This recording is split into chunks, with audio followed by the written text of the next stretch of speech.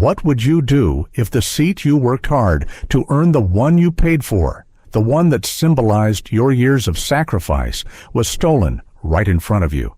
And what if, instead of defending you, the very people entrusted with fairness asked you to move? Not because you were wrong, but because it was easier. This is the crossroads David Marcus Ellington faced at 35,000 feet.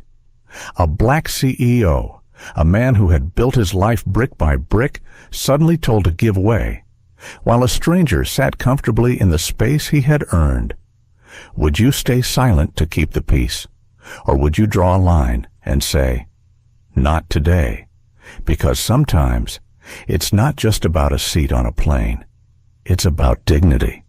It's about the thousands of times people are told to step aside when all they've done is follow the rules.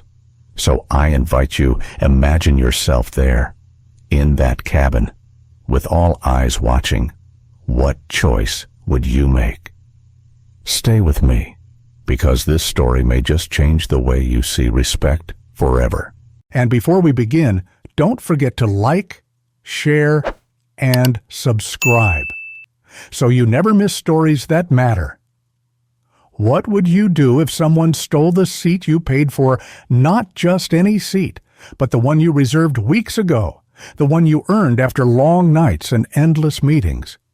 And what if, when you pointed it out, the airline staff suggested that you should be the one to move? That was the question Marcus Ellington would soon face. Marcus was not the kind of man who sought drama. At 43, he had built his tech company from the ground up, weathering storms that would have crushed weaker spirits.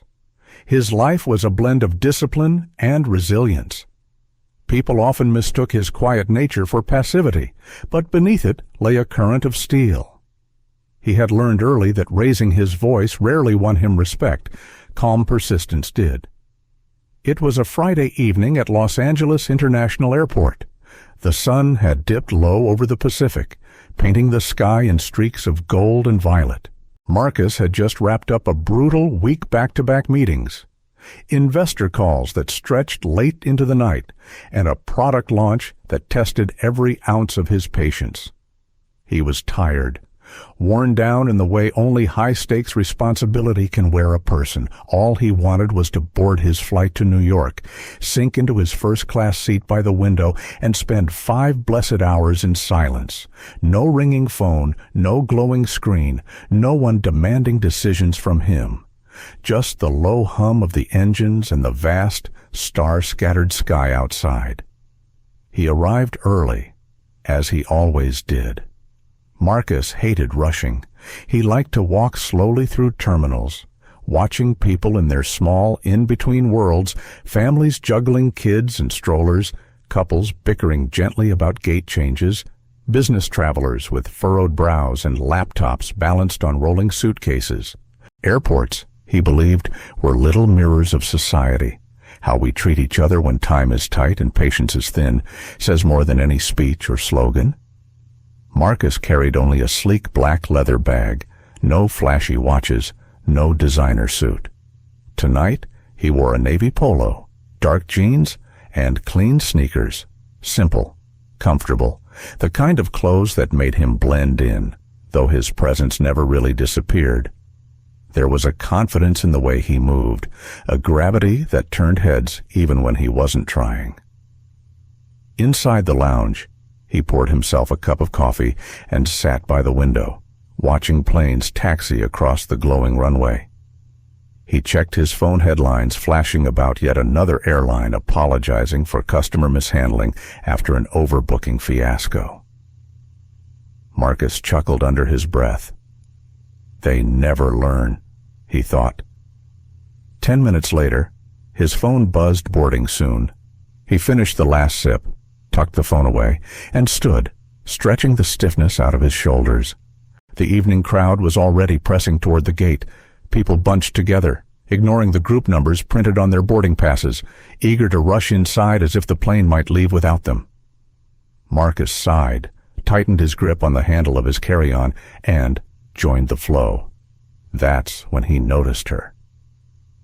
She stood near the first-class lane, a woman in her mid-40s with neatly cut blonde hair, pearl earrings catching the fluorescent light, and a cream-colored blazer draped over her frame. She looked every bit like someone who was used to getting her way. Catherine Monroe. Her phone never left her hand, and every few seconds she tapped her foot against the carpet with a rhythm of impatience. Marcus didn't think much of it. Just another passenger eager to board. When Group 1 was called, he stepped forward, handed his phone to the gate agent, and received the usual polite smile. He walked the jet bridge slowly, grateful for the quiet, grateful to be minutes away from peace. His seat, 1A, a window in first class, was waiting. That seat wasn't just fabric and steel to Marcus, it was something earned. Every mile, every long night of work, every rejection he'd had to push past in a world that too often doubted him.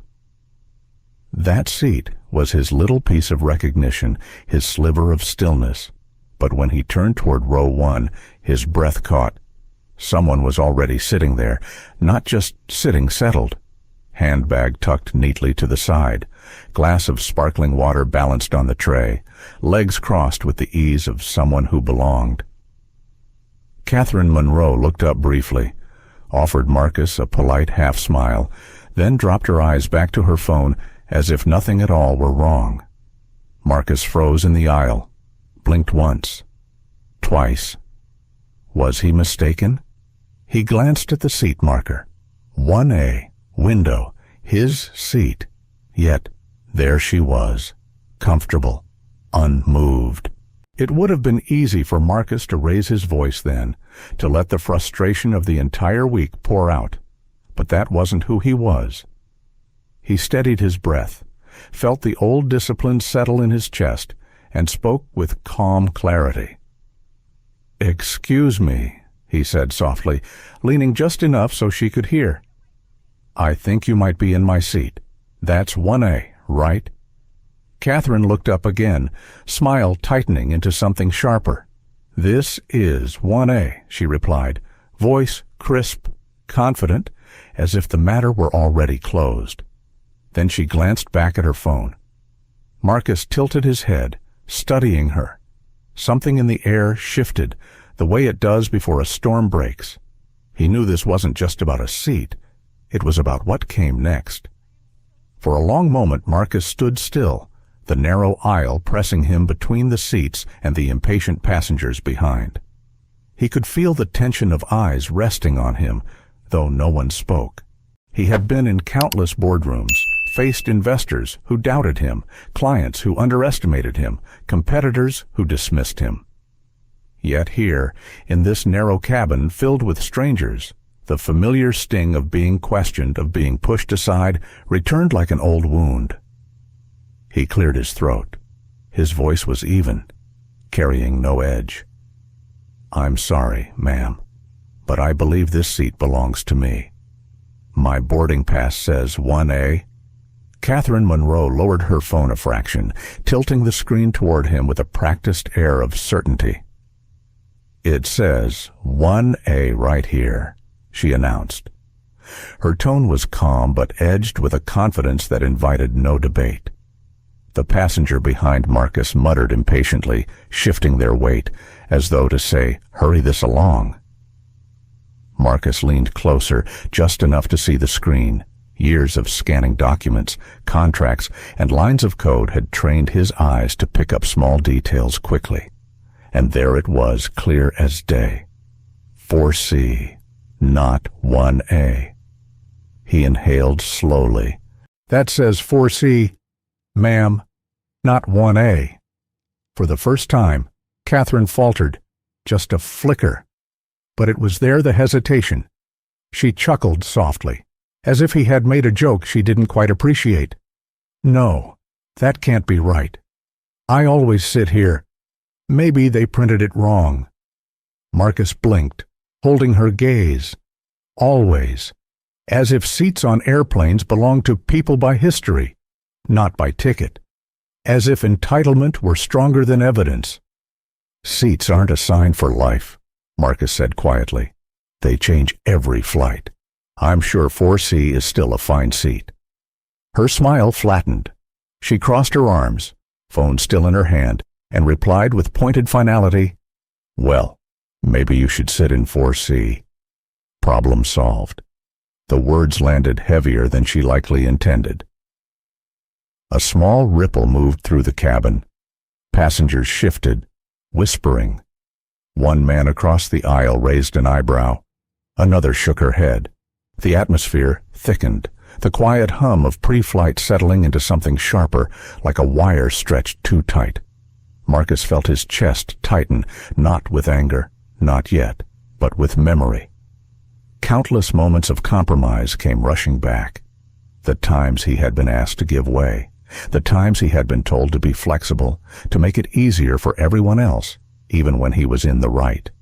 There was a temptation familiar and insidious to simply step aside, to shrug, to take the lesser seat, to swallow the frustration and tell himself it wasn't worth the trouble. But another voice rose inside him, quieter but firmer. Not again. Not this time. He let the silence stretch a beat longer before speaking. His tone was calm, deliberate, yet firm. With respect, I paid for this seat. It's mine. I'm not moving. Catherine's smile vanished. Why make a fuss, she asked. Her voice was sharper now, loud enough for 2 rows to hear. It's just a seat. You'll still be in first class. Marcus straightened, his grip tightening on the strap of his bag. It's not just a seat, he said. It's about respect. A murmur spread again. Someone whispered, "He's right." Another nodded quietly, eyes darting between the two. Before Catherine could respond, a flight attendant appeared, young, with neatly trimmed hair and a polite smile that seemed a little too rehearsed. His name tag read Daniel.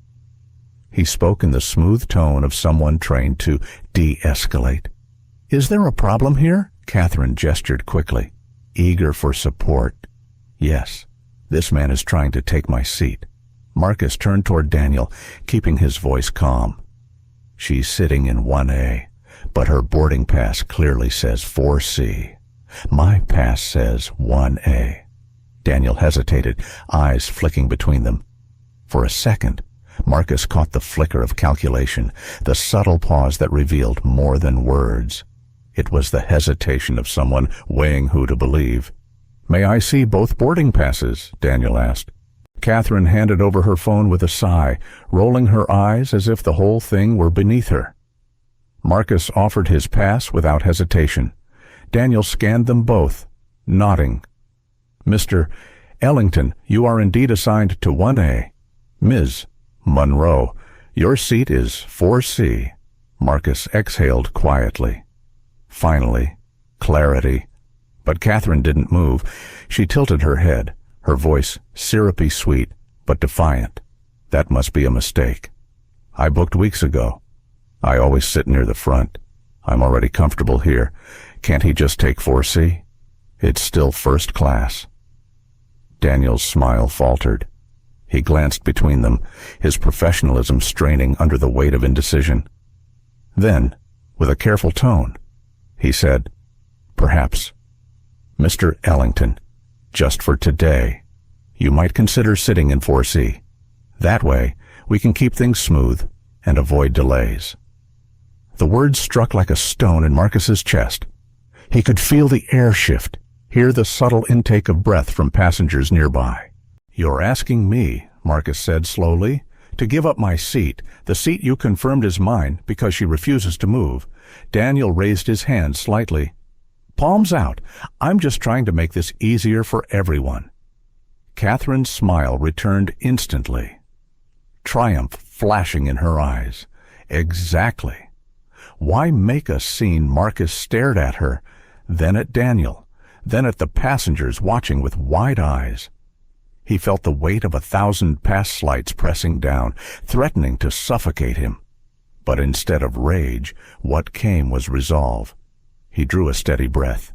His voice, low but firm, carried enough to be heard across the cabin. "No," Marcus said. "Not today." The words hung in the air, thick and immovable. And with them, the quiet before the clash shattered into something larger.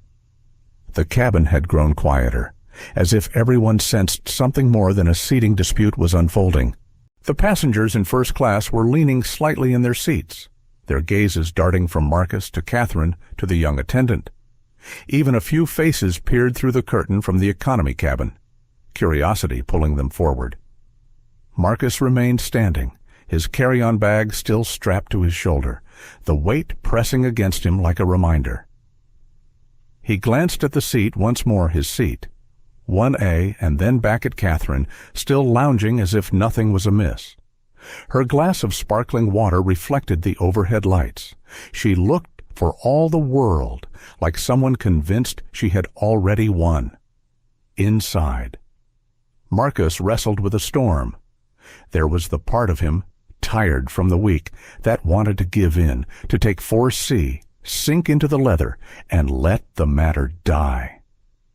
He could already picture the relief on Daniel's face, the sigh of the passengers eager to depart. It would be so easy. But another voice, older and stronger, rose from deeper within. He remembered his early career, walking into meetings where people assumed he was someone's assistant. He remembered being told, in college, to stay in his lane when he challenged a professor's argument. He remembered the looks in boardrooms, the way respect seemed to be given freely to others while he had to pry it loose with proof and performance. And he remembered his mother, her voice steady in his memory. Marcus, there will be times when silence is easier, but silence will cost you pieces of yourself. You decide which pieces you can afford to lose. Not tonight, not here, not again. He looked at Daniel, who was still smiling too hard, trying to keep control.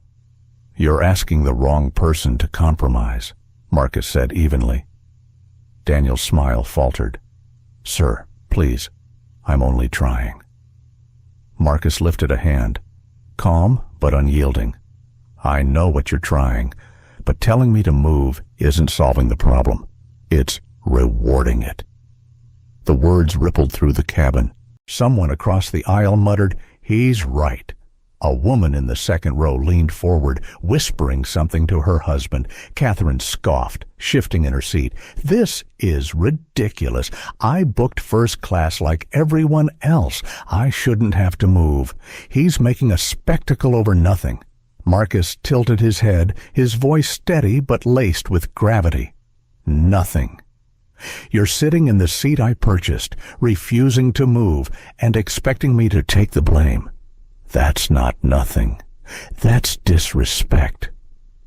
The murmur grew louder now. Passengers were no longer silent observers. They were participants, their expressions tightening, their whispers carrying judgment.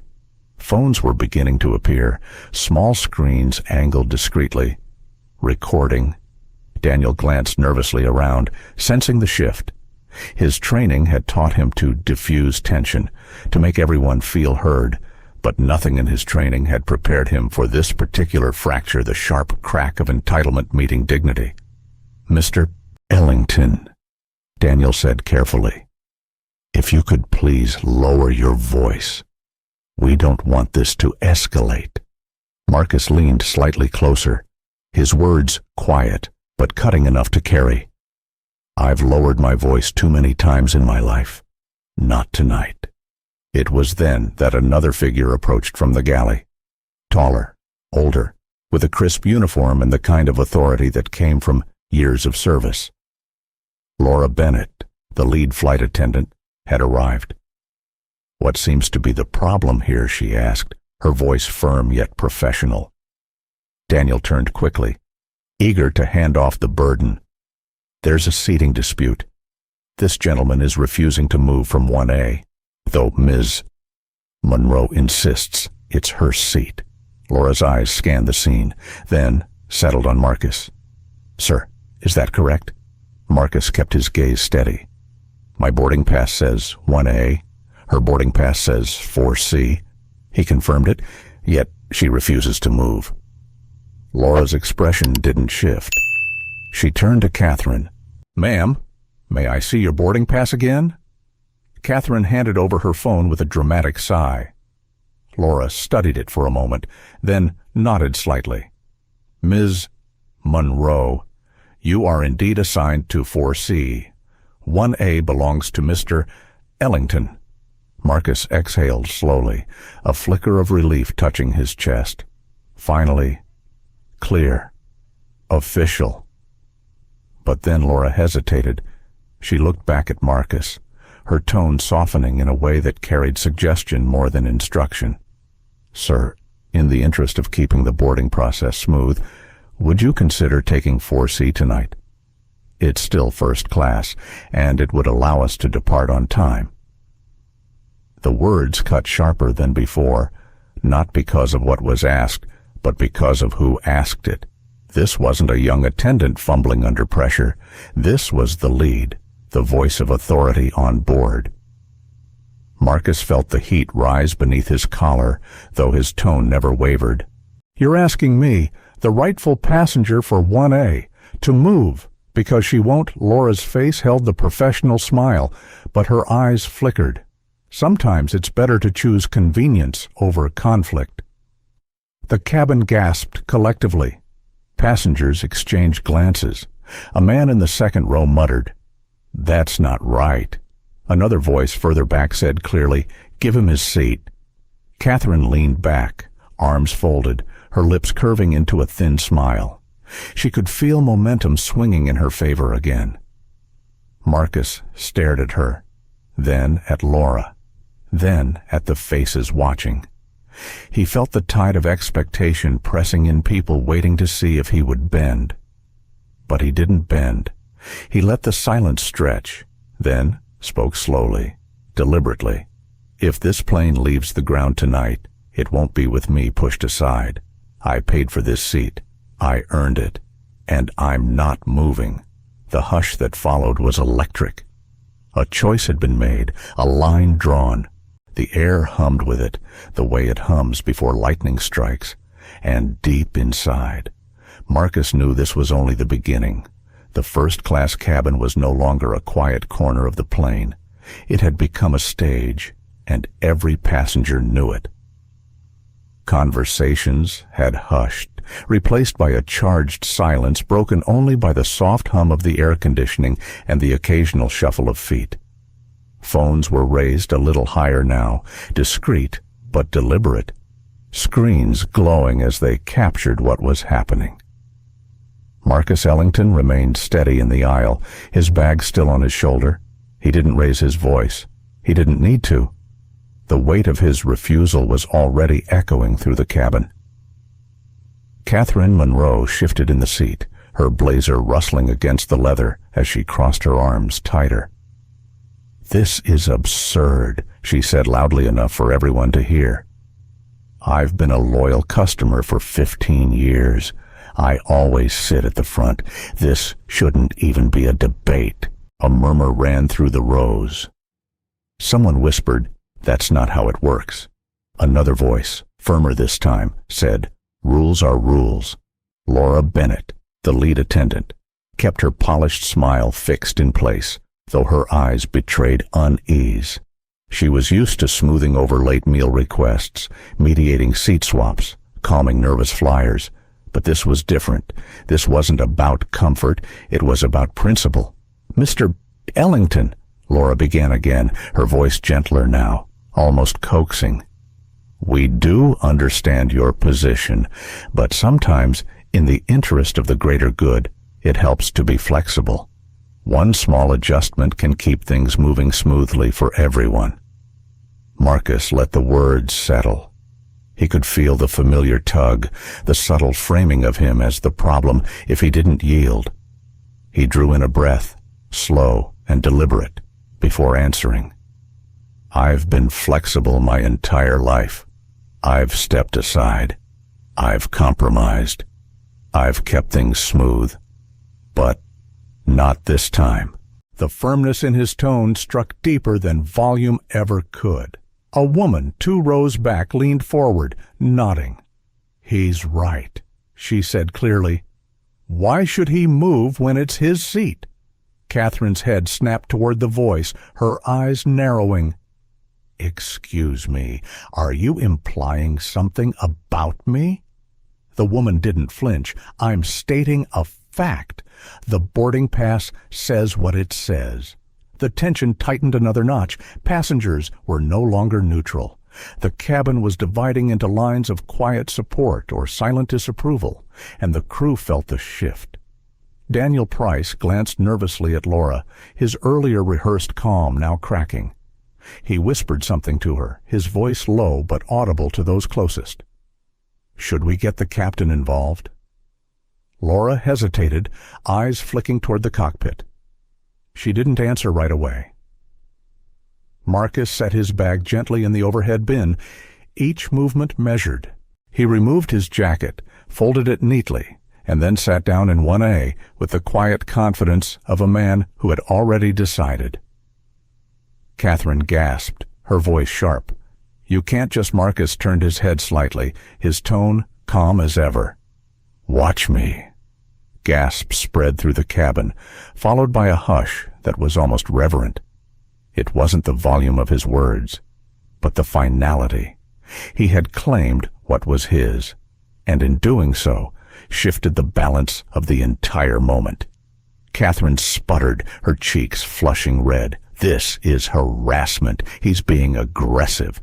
The word hung heavy in the air. Aggressive, a word Marcus knew too well. He laughed softly, not with humor, but with disbelief. "Aggressive. For asking to sit in the seat I paid for." He shook his head. "That's what we call flipping the script. You take what's mine, then label me the problem for standing my ground." The silence deepened. Even those who hadn't yet chosen sides were now thinking hard about what they were witnessing. Laura shifted uncomfortably, her polished composure cracking just slightly. "Sir, if you won't cooperate, we may have to escalate this." Marcus leaned back in the seat, his voice calm but edged with steel. "Do what you need to do, but I'm not moving." It was a line in the sand, clear and unshakable. For a long beat, no one moved. The hum of the engines outside seemed louder, the announcements from the terminal faint in comparison to the stillness inside the cabin. Then Daniel straightened. "I'll inform the captain," he murmured, moving briskly toward the cockpit. Catherine leaned forward, clutching her phone, her finger hovering as if preparing to record. "Go ahead," Marcus said quietly, meeting her gaze. "Let's show everyone how this airline treats its paying customers." Her mouth tightened. She pressed record. The cabin, once a collection of strangers, was now a jury. They weren't just watching a dispute over a seat. They were watching a man refuse to shrink. And every second the plane remained at the gate, the pressure on the crew grew heavier.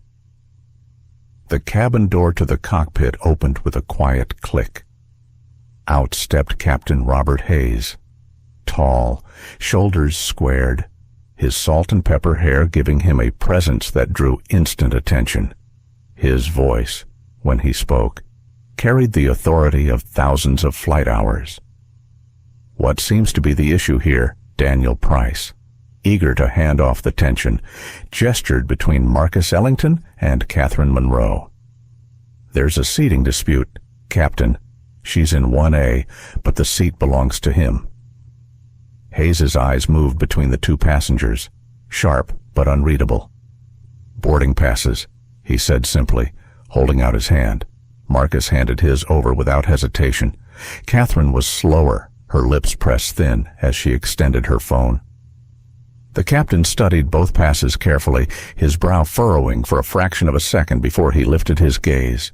"Seat 1A belongs to Mr. Ellington," Hayes said firmly. Relief rippled through the cabin. Several passengers nodded. Some even muttered, "Finally?" Marcus inclined his head slightly, not gloating, simply acknowledging what he already knew. But Catherine wasn't finished. She leaned forward in her seat, lowering her voice as though confiding in the captain. "This is ridiculous. I always sit here. He could just take 2C. Why should we all be delayed because he won't cooperate?" The captain's jaw tightened. He handed back the passes, his tone clipped. Because it isn't his responsibility to fix your mistake. It's yours to move. Gasps and murmurs spread. A woman in row 3 clapped quietly. Someone whispered, "About time." Catherine's face flushed red. She turned toward the passengers around her, eyes wide as if searching for sympathy. "Are you all seriously siding with him?" Over one little seat, Marcus leaned back in his rightful seat, his voice calm but resonant. "It's never just one little seat." The words landed heavy. They carried more than this single conflict. They carried years of accumulation. For a moment, the cabin seemed to hold its breath. Passengers weren't just hearing a man defend a ticket stub. They were hearing him speak for something larger. Hayes cleared his throat, clearly unsettled by the weight the situation had taken on. "We need to resolve this quickly. Miss Monroe, please move to your assigned seat." But Catherine dug in, her pride locking her in place. "No, I shouldn't have to move. This airline is making a mistake." Hayes's authority flickered, his usual calm unraveling under her stubbornness. He pinched the bridge of his nose. Ma'am, Marcus spoke before he could finish. His tone wasn't loud, but it cut through the cabin. "Captain, with respect, this plane isn't leaving until this is handled properly." Hayes blinked, taken aback. "Excuse me." Marcus sat forward slightly, his voice steady. "I'm not just a passenger. I'm an investor in this airline. I've watched situations like this get brushed aside for the sake of convenience. Not tonight. Not with me." The hum of whispers surged again. Phones were lifted higher, recording openly now. Catherine shifted uncomfortably for the first time, her defiance cracking. Hayes looked torn, caught between protocol and pressure. "Mr. Ellington, I understand your frustration." Marcus raised a hand, his tone sharper now. "No, Captain, you don't. If you did, we wouldn't be here." Silence fell again, thicker than before. The truth in his words left little room for argument. A man across the aisle spoke up, his voice carrying, "He's right. This shouldn't even be a debate." Another added, "Just give the man his seat already." The tide was shifting. The jury of passengers was no longer neutral. They were leaning, visibly, toward Marcus. Hayes exhaled slowly, his shoulders sagging under the weight of the moment. He glanced toward Laura Bennett, then toward Daniel, who stood stiff near the galley. "Finally," he muttered, "I'll call operations." He disappeared back into the cockpit, leaving the cabin buzzing louder than before. Marcus leaned back, calm but unyielding. Catherine sat rigid, her phone still recording, though her confidence was clearly shaken. The plane remained at the gate, the engines humming idly, as minutes ticked by. Passengers whispered about missed connections, about delays, but no one moved their eyes from row 1. Marcus's chest rose and fell slowly. Inside, he felt a familiar weight, the weight of every boardroom where his ideas were dismissed until repeated by someone else. The weight of every time he'd been mistaken for an assistant instead of the founder. The weight of every microaggression disguised as humor, every door that had taken twice the effort to open. And now this, a seat he had paid for. A simple truth being questioned, delayed, debated. His fingers tapped the armrest lightly, a steady rhythm. He wasn't angry. Anger gave them power. He was resolved. 10 minutes passed, then 15. The cabin door finally opened again, and 2 new figures stepped inside. Not flight attendants, not pilots, management. A woman in a navy pantsuit, her stride confident, introduced herself. "Good evening. I'm Angela Ruiz, operations manager here at LAX." Beside her, a man carried a tablet, scanning the scene with sharp eyes. Angela's tone was calm but authoritative. "We've been made aware of a dispute regarding seat assignments. We're here to resolve it." Catherine brightened, lifting her chin as though salvation had arrived. Finally, thank you. This man is refusing to move. He's holding up the entire flight. Angela didn't respond immediately. She extended her hand. Boarding passes, please. Marcus handed his over. Catherine hesitated, then did the same. Angela compared them quickly, then looked up. Her voice was steady, leaving no room for argument. Seat 1A belongs to Mr. Ellington. Seat 2C belongs to Ms. Monroe. The cabin exhaled in unison. A few passengers clapped softly. The truth was spoken, and it was final. Catherine's face paled. That can't be right. I booked this seat. There must be a mistake. Angela's tone sharpened. The system is not mistaken. You are in the wrong seat. You will need to move immediately, or we will remove you from the flight. The murmurs swelled louder. Phones recorded every word. Marcus sat still, calm, his gaze steady on the window. Catherine's pride wavered, but her feet remained rooted. The standoff wasn't over. The cabin waited, every eye fixed on her. The choice was hers, but the world was watching. Angela Ruiz didn't flinch. Her gaze remained steady on Catherine Monroe, her hands clasped firmly in front of her. The murmur of passengers pressed against the air like a tide, building momentum with each second of silence. The engines idled outside, a low hum beneath the storm. Inside, Miss Monroe, Angela repeated, her tone sharper now. You will move to your assigned seat. This is not negotiable.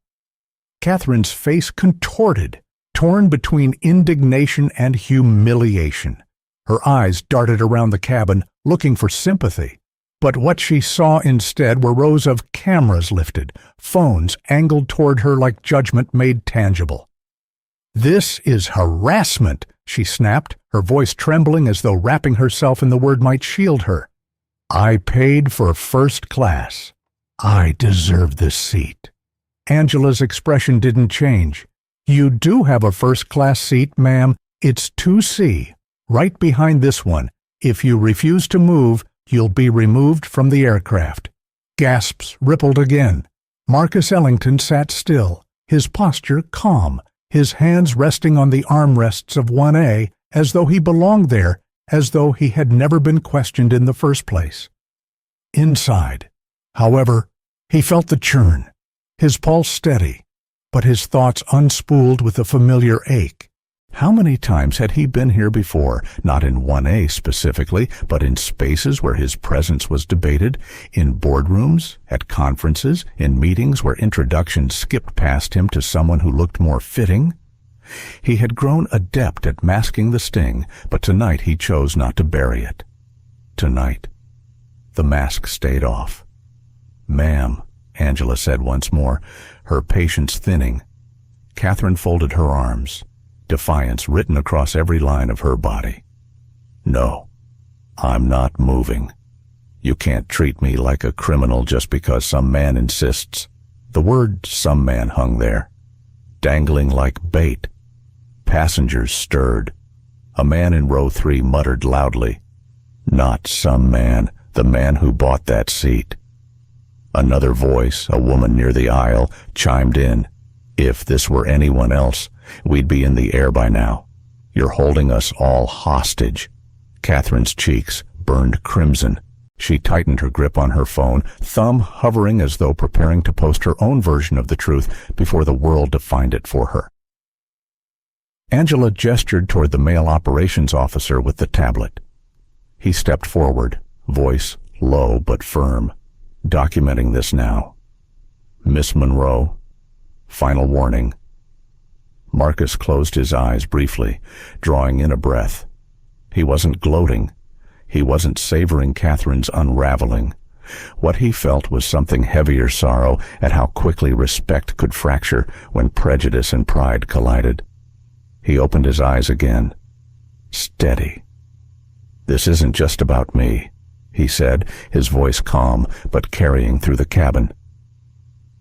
It's about the message we send when rules bend for convenience, but not for fairness. Heads turned. Even Angela glanced at him, surprised at the clarity of his tone. Catherine scoffed. "Oh, please, don't make this into some crusade. It's just a chair." Marcus leaned forward slightly, his eyes fixed on her. "It's never just a chair. It's the principle. If I give this up tonight, it says that entitlement matters more than honesty, that some people get to rewrite the rules when it suits them, and I'm done watching that happen." A hush fell. Passengers shifted in their seats, the weight of his words pressing down. It was no longer a squabble over fabric and numbers on a boarding pass. It was a mirror, held up to a society that too often asked men like Marcus to move aside quietly. Angela straightened, her decision sealed. "Security will escort you out. Miss Monroe." Catherine's eyes widened, panic flickering now where arrogance had lived moments earlier. "No, you can't. This is unfair. He's making a scene. He's ruining this flight." Angela didn't respond. She gestured again, and 2 uniformed security officers appeared at the cabin door. Their presence was undeniable, their authority final. Passengers leaned into the aisle, phones capturing every second. Some whispered, others clapped softly, sensing the shift. Catherine stood abruptly, her chair rattling. She grabbed her handbag, muttering curses under her breath. "This is absurd. You'll hear from my lawyer." Her exit was slow, deliberate, every step punctuated by the glare of cameras and the silent judgment of dozens of eyes. She disappeared down the jet bridge, her departure leaving behind a vacuum of tension. Angela turned toward Marcus, her tone softening. "Mr. Ellington, on behalf of Delta, I apologize for what you've endured. This should never have escalated this far." Marcus inclined his head slightly. "Apologies are a start, but what matters is what you do next, what your staff learns from this." Angela nodded firmly. "They will learn." Her gaze flickered toward Laura Bennett and Daniel Price, both pale and tight-lipped, their earlier decisions now spotlighted under scrutiny. Marcus leaned back in his seat, exhaling slowly. The cabin was still buzzing, but the sharp edge of tension had dulled. Passengers whispered words like justice and respect. Phones tilted down, but not off because everyone knew the story wasn't ending here. It was only beginning inside. Marcus's thoughts turned inward. He hadn't chosen this confrontation. He hadn't woken up this morning seeking to ground a flight. He only wanted peace, a window seat, a moment of quiet. But peace, he reminded himself, often demanded a price, and sometimes standing firm was the only way to claim it. The engines roared softly outside, signaling readiness, but the plane didn't move yet, not until everything was logged, signed, and cleared. Marcus gazed out the window, watching the tarmac lights shimmer in the night air. His reflection looked back at him, calm, resolved, but weary. He whispered, almost to himself, "Not today." Passengers around him shifted, some smiling, some nodding in quiet solidarity. They understood, maybe not all the years that led to this, but the essence of it, the refusal to shrink in the face of disrespect. And as the plane finally prepared to close its doors, Marcus knew this wasn't just his stand. It belonged now to everyone who had witnessed it, everyone who would hear it, everyone who would carry it forward. The cabin door sealed shut with a heavy thud, and the sudden stillness felt almost unreal after the storm that had raged inside first class. Catherine Monroe was gone, escorted off by security. Her empty seat now a reminder of the line Marcus Ellington had drawn. For a moment, there was silence, like the collective exhale of passengers who had been holding their breath. Then, as the engines hummed louder, people began to whisper again. The energy was different now, less tension, more awe. A man in a navy blazer across the aisle leaned forward. "You did the right thing," he said quietly to Marcus. "Most people would have just let it slide." Marcus turned his head slightly, offering a small nod. "Sliding doesn't fix the problem. It just hides it until the next time." Phones were everywhere, tiny screens glowing in the dimmed cabin. Some passengers were already editing clips, their thumbs moving fast, adding captions, hashtags. Marcus knew without even asking by the time this plane touched down in New York, the world would already know. Daniel Price moved down the aisle slowly, his face pale, his hands fidgeting with the hem of his uniform jacket. He stopped beside Marcus, eyes lowered. "Sir, I'm sorry. I should have handled this differently." Marcus looked at him for a long moment. He saw the nerves, the guilt, the youth. Daniel couldn't have been more than 25. In that moment, Marcus chose not to sharpen the wound, but to guide. "You froze," Marcus said softly. "I've seen it before. But remember, this neutrality in the face of wrong is still a choice. Don't let fear decide for you next time." Daniel swallowed hard, nodding. His lips parted like he wanted to say more, but instead he stepped back and continued down the aisle. Laura Bennett, the lead attendant, lingered near the galley. She kept her smile plastered on, but Marcus saw the cracks in it, the stiffness in her shoulders. She hadn't apologized, not yet. Angela Ruiz, on the other hand, stopped at Marcus's seat before leaving the aircraft. Her tone was businesslike, but not cold. "Mr. Ellington, I'll be filing my report. If you wish to add a statement, our office will follow up directly." Marcus met her eyes. "I will, and I expect this won't just vanish into paperwork." Angela inclined her head. "Not if I have anything to say about it." Then she stepped off, leaving the cabin once more in the crew's hands. The captain's voice crackled overhead. "Ladies and gentlemen, we appreciate your patience. We'll be departing shortly." His tone was clipped, weary, but professional. The aircraft pushed back from the gate. The rumble of movement beneath them marked progress, but the atmosphere was far from routine.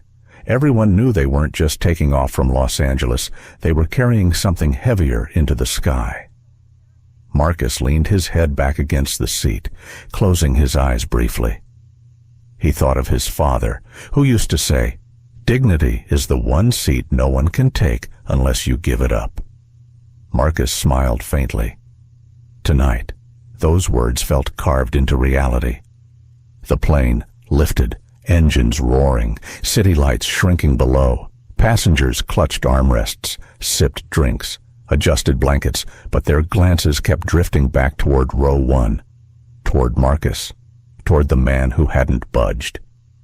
Half an hour into the flight, the Wi-Fi connected, and a ripple of reaction spread through the cabin. Notifications buzzed, screens lit up. Someone gasped. "It's already on Twitter. Over 20,000 views." Another passenger held up her phone. "No, look, it's on TikTok. 1 million already." Marcus opened his eyes, not surprised.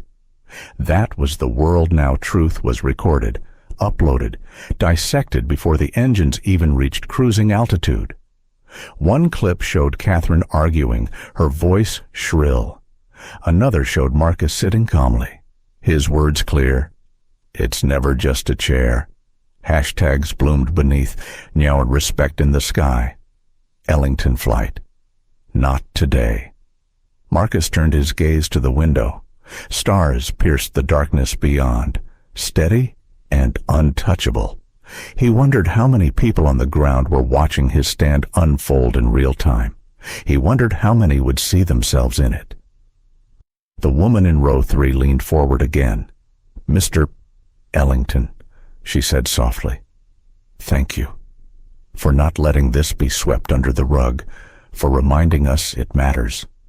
Marcus studied her, then nodded once more. He wasn't looking for thanks. He was looking for change. But deep down, He felt the tremor of something bigger. A story had taken flight tonight, and it was no longer his alone. The attendants moved quietly, serving drinks, tidying trays. Their voices were lower than usual, their movements more tentative. They avoided Marcus's eyes, except for Daniel, who passed by again with a look of both respect and regret. Marcus didn't press. Not yet. He knew the real reckoning would come later in offices, in boardrooms, in policy memos. Tonight was only the spark. As the hours stretched on, he leaned back and let the hum of the engines fill the silence. His mind replayed the scene, Catherine's entitlement, Kelly's hesitation, Mark's smile, the captain's struggle, Angela's firmness, and underneath it all, the deeper question, pulsing steady. How many times must this lesson be taught before it's finally learned? Sleep didn't come. Instead, Marcus kept his eyes on the stars outside, steady and endless, while the world inside that plane adjusted itself around the truth that could no longer be ignored. By the time the first faint glow of dawn touched the horizon, the story had already left the cabin. It was in phones, in feeds, in conversations beyond the clouds. Marcus Ellington hadn't just held his ground, he had grounded an airline in accountability. And the real turbulence, he knew, was still to come. By the time the aircraft touched down at JFK, the cabin no longer felt like a group of strangers traveling together. It felt like a jury that had already delivered its verdict. Passengers whispered with each new buzz of their phones, each notification pulling them deeper into the storm unraveling outside. When the seatbelt sign switched off, people rose slowly, but their eyes lingered on Marcus Ellington. Some stopped him in the aisle as he stood, gathering his carry-on. "You spoke for all of us," one man said, clapping him lightly on the shoulder. A woman added, "Don't let them bury this. They need to change." Marcus responded with the same calm nods he'd given on the plane. He wasn't basking in their praise. He was carrying their words like bricks, building a weight he knew he'd have to set down in the right place on the doorstep of those responsible. At the gate, as passengers spilled out, a cluster of people with cameras waited.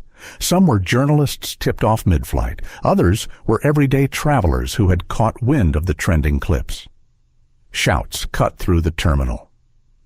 "Mr. Ellington, is it true you grounded the flight? Do you plan to sue the airline?" Was this about race, about class, about power? Marcus didn't stop.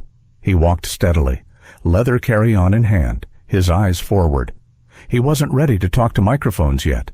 Not here, not in the noise. Outside, a black SUV waited, his driver already holding the door open. Marcus slid inside, letting the chaos blur past the tinted glass.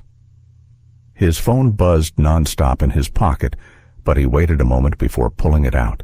When he finally did, the screen was flooded texts from colleagues, emails from board members, dozens of missed calls, and then the feeds Twitter, TikTok, Instagram. His face was everywhere, sitting in 1A, calm but unyielding. The clip that had spread fastest was only 12 seconds long, Catherine's voice insisting, "It's just a chair," followed by Marcus's measured response, "It's never just a chair." 10 million views, 50. By the time the SUV reached his Manhattan apartment, it was over 100 million. He set the phone down on the seat beside him, staring out the window as the city lights flickered by. He felt both smaller and larger, at once small against the scale of the internet, large against the tide of voices calling his stand their own. In a glass tower across town, executives at the airline were already in crisis mode. Conference rooms buzzed with panic, PR teams drafting statements, lawyers weighing liability. Screens displayed trending hashtags, respect in the sky, Ellington flight, not today. Some wanted to issue a quick apology, to let the news cycle spin itself out. Others warned that this wasn't going away, that Marcus Ellington wasn't just a random passenger. His name carried weight. His stake in the company made the incident more than a customer service failure. It was a shareholder scandal. Marcus, meanwhile, climbed the steps to his apartment. He dropped his carry-on by the door and walked straight to the window overlooking the city. New York pulsed beneath him, cars like streams of light, voices rising from sidewalks. Somewhere in that noise, his story was being told and retold, shaped by strangers, amplified by algorithms. He exhaled deeply, then finally picked up his phone. Instead of scrolling through the chaos, he opened a blank email. To the board of directors, he typed slowly. Tonight, I was asked to give up my seat not because of a mistake in the system, but because staff chose convenience over fairness. I will not accept apologies. I expect accountability. I expect structural change, and I will not rest until it happens. He paused, fingers hovering. His father's words echoed again. Dignity is the one seat no one can take unless you give it up. Marcus hit send. Across the city, journalists dissected the clips. Talk shows replayed the exchange. Activists pointed to it as proof of deeper inequities. Hashtags spread beyond aviation into conversations about boardrooms, schools, workplaces. It wasn't just about 1A anymore. It was about every seat that had been quietly surrendered for the sake of peace. As the night deepened, Marcus sat in the quiet of his apartment, the glow of the city outside reflecting in the glass. His phone buzzed again, this time with a message from Angela Ruiz. Mr. Ellington, I've filed my report. I also want you to know I stand with you. Thank you for holding us accountable. He read it twice before setting the phone down again. The weariness of the day finally pressed on him, but so did a quiet certainty. He hadn't just held a seat. He had cracked something open. And tomorrow, the real reckoning would begin. By morning, the storm had outgrown the cabin. Every news outlet carried the story. On CNN, anchors replayed the clip of Marcus saying, "It's never just a chair." On MSNBC, analysts debated whether airlines had systemic bias baked into their culture. Even the morning talk shows played the video between cooking segments and celebrity interviews. The hashtags had morphed into a movement. Ellington Flight was trending globally. And with it, millions of comments, some recounting their own stories of quiet humiliation in airports, others calling for boycotts of the airline until changes were made. Marcus Ellington's name was now more than a trending topic. It was a rallying cry. At 10 o'clock sharp, he walked into the airline's headquarters in Manhattan, dressed simply a dark suit, no tie, polished shoes. He carried no briefcase, no notes. Just his steady composure. In the 27th floor boardroom, executives were already waiting. The long table gleamed under recessed lights, and faces around it looked taut with sleeplessness. Some wore contrition, others calculation. At the head of the table sat Richard Halstead, the CEO, a silver-haired man in his 60s whose calm demeanor usually steadied rooms. Today, his hands drummed lightly against the polished wood, betraying nerves. "Mr. Ellington," Halstead began as Marcus entered, "thank you for agreeing to meet on such short notice." Marcus pulled out a chair but didn't sit immediately. He let the silence settle first, the weight of their eyes on him. Only then did he lower himself into the seat, his gaze direct. "Let's not waste time," Marcus said. "You've seen the videos. You've read the headlines. You know this isn't going away." The room shifted uneasily. One executive, a vice president of operations, cleared his throat. "We deeply regret the incident. Our staff made poor choices under pressure. We're reviewing procedures to." Marcus cut in, his voice calm but sharp. "Poor choices. You call it that. I call it a pattern, a system that asks some of us to bend, to give up what we've rightfully earned, just to keep the peace." Silence again. The words landed with more weight than any press release could manage. Halstead leaned forward, his tone measured. "Mr. Ellington, we are prepared to issue a formal public apology. We're also reviewing disciplinary actions for the crew members involved." Marcus tilted his head slightly. An apology might soothe headlines for a day. Discipline might quiet critics for a week. "But tell me what changes for the next passenger who looks like me. What prevents the next Catherine Monroe from being indulged while the Marcus Ellingtons of the world are asked to move?" The question hung in the air, heavy and undeniable. Halstead opened his mouth, but Marcus continued before he could answer. "I'm not here for lip service. I'm here for commitments, structural commitments. You will implement bias training for all staff flight attendants, gate agents, pilots. You will establish independent oversight, not internal committees that protect your own. And you will create real channels for passengers to report discrimination with accountability tied to outcomes." A murmur ran through the room. One executive frowned. "That will be costly and difficult to enforce." Across Marcus leaned forward, his voice firm but never raised. "So is grounding a plane. So is losing public trust. Last night cost you millions in delays and millions more in reputation. How much more do you want to bleed before you act?" The boardroom stilled. The weight of his words pressed on every face. Halstead exhaled, his fingers steepled under his chin. "What you're asking is sweeping. It's industry-changing." Marcus nodded. "Exactly." He let the word hang there, echoing in the silence. Then he added softly, "Do you want to be the airline that reacts, or the airline that leads?" The executives exchanged glances. For once, no one had a rehearsed answer. Finally, Halstead spoke, his tone quieter. "If we agree to these measures, we'll need your help. Guidance.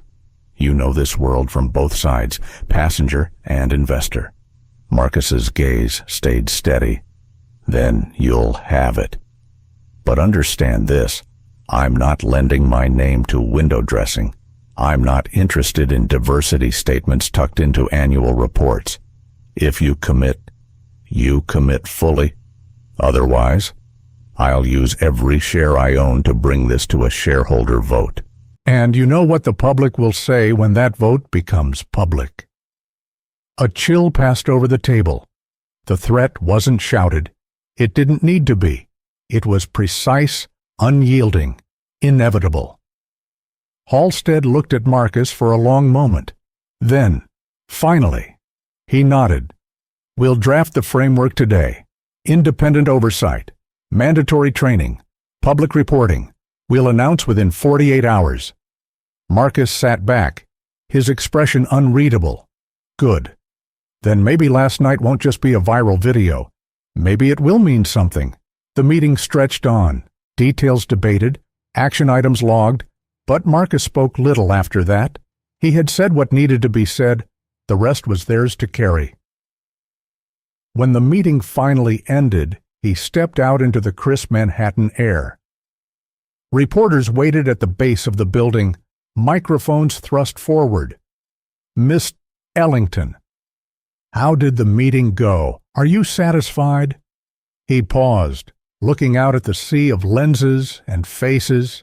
Then he spoke, his voice calm but resonant. "This isn't about satisfaction. It's about change. Last night wasn't the first time this has happened to someone, but it can be the last if we make it so. Respect shouldn't be optional, fairness shouldn't be negotiable, and silence should never be the price of peace." The words rippled through the crowd, carried by microphones and cameras into living rooms, phones, and feeds across the country. Marcus adjusted his jacket, stepped into the waiting car, and disappeared into the city. But his message remained rooted, undeniable, alive. 2 days later, the airline stood before the world. A press conference streamed live from their New York headquarters, every major network carrying it, every feed buzzing with anticipation. The board sat in a row. CEO Richard Halstead at the center, his silver hair neatly combed, his tone uncharacteristically grave. 2 nights ago, Halstead began.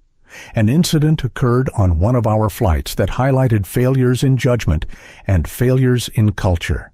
We failed one of our own investors, and more importantly, we failed a passenger who deserved respect. For that, we apologize not only to Mr. Marcus Ellington, but to every traveler who has ever felt unseen or unheard on our flights. Flashes popped from cameras. The room was silent, except for the hum of live streaming equipment. Halstead continued, "We are implementing immediate reforms, mandatory anti-bias training for all staff pilots, flight attendants, gate agents within the next 60 days, a new independent oversight board to review all passenger complaints involving discrimination, and a transparent quarterly report to the public on our progress. This is not about optics. This is about accountability." Reporters scribbled furiously. Hashtags erupted online again. Wash change in the air. Ellington standard. And then Halstead added what no one expected. To guide us in this transformation, Mr. Ellington has agreed to serve as an advisor to the board. His perspective as both a passenger and shareholder is invaluable. The cameras swung, all eyes turning toward Marcus Ellington, seated quietly at the end of the table. He wore no expression of triumph, only calm steadiness. When the microphones angled toward him, he spoke with the same measured cadence that had carried through the cabin of Flight 221. "This is not about one seat," Marcus said. "It's about every seat. About ensuring no passenger feels that respect is negotiable. The reforms announced today are only the beginning. What matters is consistency, choosing fairness not just when the world is watching, but in the quiet moments when it would be easier to look away." His words rippled outward, carried live to millions watching at home, scrolling on phones, replaying in clips that would soon circle the globe. After the conference, Marcus walked out of the building into the crisp morning air. Reporters surged forward, but he didn't linger. He gave only a few words. Respect must be the rule, not the exception, before stepping into his car. The following weeks moved fast. Training modules rolled out. Independent auditors were hired. Angela Ruiz was promoted to oversee the new oversight board, her decisive actions on that night now recognized as the standard, not the exception. Daniel Price was quietly reassigned for retraining, while Laura Bennett accepted suspension. Catherine Monroe faded from the headlines, but her name became shorthand for entitlement unchecked. Commentators debated her actions. Activists pointed to her as a cautionary tale, and comedians folded her story into late-night monologues. Meanwhile, Marcus's phone never stopped buzzing. Messages poured in not from executives, but from strangers. A teacher in Chicago wrote, "You reminded me to speak up when a colleague took credit for my work." A young man in Atlanta wrote, "I've been told to move aside my whole life. Watching you say, 'Not today,' gave me courage." Marcus read them quietly at night, the city lights shimmering outside his window. He didn't reply to all of them, but he carried them, each message a reminder that what had happened was bigger than a plane, bigger than a delay. Months passed, and the culture within the airline began to shift. Complaints decreased. Passengers shared stories of staff stepping in firmly when disputes arose, of fairness enforced without hesitation. Slowly, the narrative of failure turned into one of reform. But Marcus never let himself forget the cost of silence. He knew the temptation to slide back into comfort, to issue statements without change, was always there. That was why he stayed involved, not as a figurehead, but as a presence. One evening, 6 months later, Marcus boarded another flight out of LAX. He walked calmly down the jet bridge, his leather carry-on in hand. Passengers glanced at him, some whispering recognition, others offering nods of quiet respect. At the door, a young flight attendant, different crew. Different flight, smiled warmly. "Welcome aboard, Mr. Ellington. Seat 1A is ready for you." Marcus paused for a second, meeting her eyes. There was no hesitation in her tone, no doubt in her stance. Just respect. "Thank you," he said softly, stepping into the cabin. As he settled into 1A, he looked out the window. The runway lights stretched ahead, glowing against the night sky. He thought of his father again, of those words etched into him. Dignity is the one seat no one can take unless you give it up. For a long moment, he let the hum of the engines wash over him. Then he whispered, almost to himself, "This is how change begins, one refusal at a time." The plane lifted, climbing into the dark. But this time, the air felt lighter. And somewhere deep inside, Marcus knew the story wasn't just his anymore. It belonged to everyone who had ever been asked to move when they had earned the right to stay. It belonged to everyone who would one day say, with quiet conviction, "Not today." At its heart, this story isn't about an airline seat, it's about dignity. Marcus Ellington's choice to stand firm reminds us that respect is not negotiable. Too often in life, it feels easier to step aside, to avoid conflict, to accept less than what we've rightfully earned. But silence has a cost. It teaches others that our worth can be overlooked. For older generations who have lived through decades of social change, this moment carries a familiar weight. Many have felt invisible in workplaces, communities, even within families. Marcus's refusal wasn't loud or angry. It was calm, steady, and rooted in truth. And it worked. He shifted not only a flight, but an entire company, proving that integrity backed by courage can ripple far beyond the moment. The lesson for all of us is clear. We don't always need to fight with noise, but we must stand with conviction. A quiet "not today" can carry more power than 1,000 apologies after the fact. Respect, once claimed, reminds the world and ourselves that every life has value, and that value is never up for negotiation. Thank you for spending your time with this story. If it moved you, if it made you reflect, please support us by liking this video, sharing it with someone who needs to hear it, and subscribing to the channel. Your voice helps these stories reach more people, and together, we can keep the conversation about dignity and respect alive.